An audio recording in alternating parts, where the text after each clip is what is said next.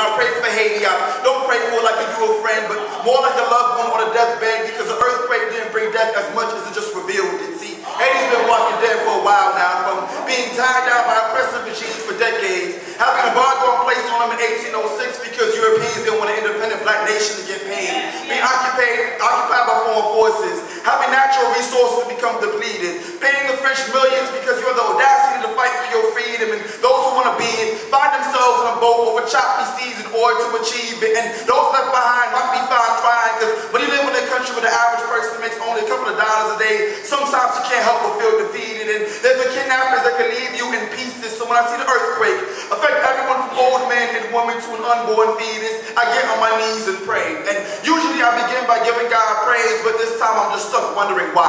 Why would destruction come to a place already full of desolation? I'm not simply saying it because I'm Haitian. I'm looking at all the heartbreaking situations, and the prayer is respectful, but there's a bit of frustration. But see on TV something amazing. In the midst of tragedy, see people praising, see people singing hymns, which says to me that though they may be down, they don't see it as the end, because God is not only their creator, but also their friend.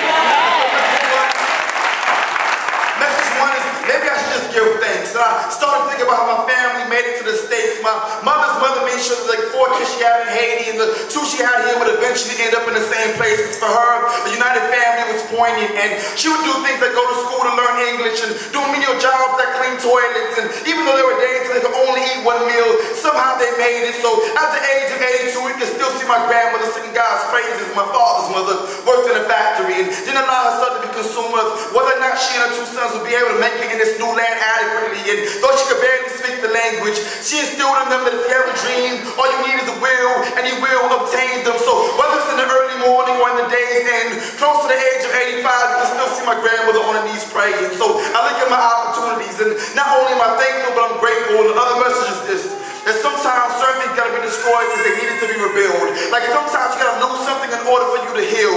Like the relationship you're in may need to end, because in the end they'll only bring death because there's no life to it. And sometimes you gotta lose that job and start to see Christ moving. Dead to the flesh, alive in the spirit, so your life can become fluid. So what was once wise can become foolish. What was once alive can become fluid. And what